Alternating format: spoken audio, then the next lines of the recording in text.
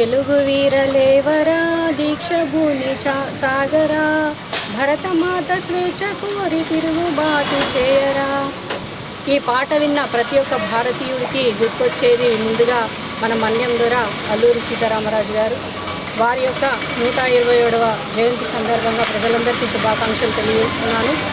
ఆయన మొత్తం భారతదేశ స్వాతంత్ర సమరయోధుల్లో ఒక మహోజ్వల శక్తిగా, అలాగే తను మడమ తిప్పని పోరాట యోధుడిగా, ఏదైతే పేద ప్రజల మీద, కొండజాతి ప్రజల మీద ఏవైతే అక్రమాలు అన్యాయాలు చేశారో బ్రిటిష్ ప్రభుత్వం, వారి గుండెల్లో గుణపాలు అలాగే బాణాలు దించినటువంటి ఒక అగ్గి కనిక మన మన్యం వీరుడు అల్లూరి సీతారామరాజు గారు.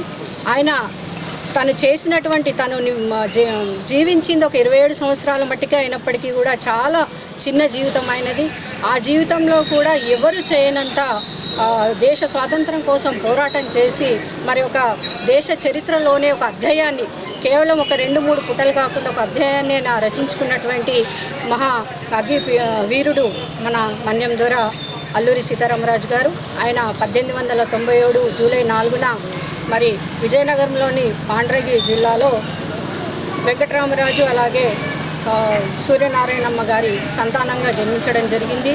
ఆయన జన్మించినప్పటి నుంచి కూడా ఎప్పుడు కూడా సమాజంలో ఏం జరుగుతుందని నిశ్చితంగా గమనించడమే కాకుండా ఆ అన్యాయాలను కానీ, అక్కడ ఏదైనా అవసరం ఉంటే కానీ ప్రజలకు ఏ విధంగా సహాయపడాలి అని ఒక సహాయం చేసే ధోరణితో ఆయన ముందుకు సాగడం జరిగింది. ఆయన నేర్చుకున్నటువంటి సంస్కృతం, అలాగే ఏదైతే ఆయన నేర్చుకున్నటువంటి మూలికా వైద్యం ఏవైతే ఉన్నాయో అవన్నీ కూడా ప్రజలకు అందిస్తూ మరి 22వ ఏటనే తనకున్నటువంటి కొద్ది వనరులతో, కొద్ది సైన్యంతో మరి ఎంతో ధైర్యంతో బ్రిటిష్ వారి మీద ఆయన యుద్ధానికి, సాయుధ పోరాటానికి కథం తొక్కడం జరిగింది. మొత్తం 5 సంవత్సరాలు కూడా ఎంతో వీరోచితంగా పోరాడి 27వ సంవత్సరంలో ఆయన పరమపదించడం జరిగింది.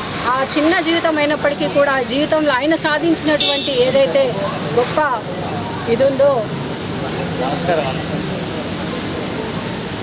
అదంతా కూడా ప్రజలందరూ కూడా తెలుసుకోవాలి.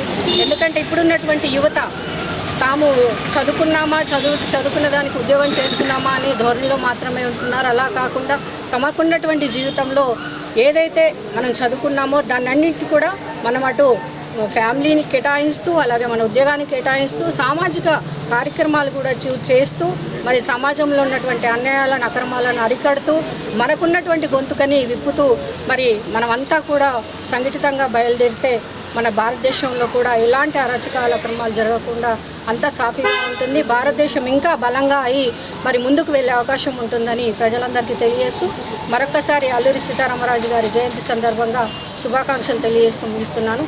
జై తెలంగాణ.